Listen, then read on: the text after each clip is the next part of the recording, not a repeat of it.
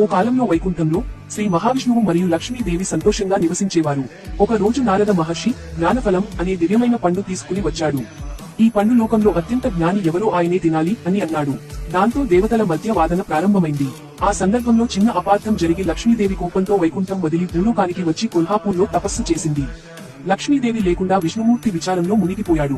ఆమెను వెతుకుతూ ఆయన శ్రీనివాసుడు అనే మానవ రూపంలో భూలోకానికి వచ్చి తిరుమల అడవిలో నివసించాడు.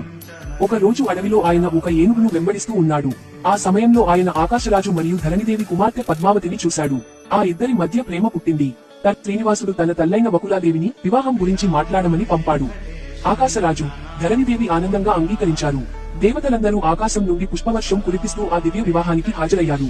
కుబేరుడు వివాహానికి కావలసిన ధనాన్ని అప్పుగా ఇచ్చాడు. అదే అప్పు తీర్చేందుకు భక్తులు తిరుమలలో నైవేద్యాలు, కుండీలు సమర్పిస్తున్నారు అని నమ్మకం ఉంది. తర్వాత విష్ణుమూర్తి శ్రీ వెంకటేశ్వర స్వామి రూపం తీసుకుని తిరుమల శిఖరాలపై నివాసముంటూ భక్తులకు దివ్య కృపను కురిపిస్తున్నాడు.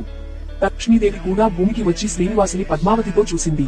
కానీ దేవతలు చెప్పినప్పుడు ఆమెకు తెలుసు అయింది, వీరిద్దరూ ఒకే మహాలక్ష్మి తత్వం అని. ఆ రోజు నుండి శ్రీ వెంకటేశ్వరుడు తిరుమల పర్వతం మీద శాశ్వతంగా నివసించసాగాడు. ఈ కథ మనకు చెప్పేది ప్రేమ, భక్తి, సహనం ఉంటే దేవుడు మన జీవితంలో ఎల్లప్పుడూ ఉన్నాడని.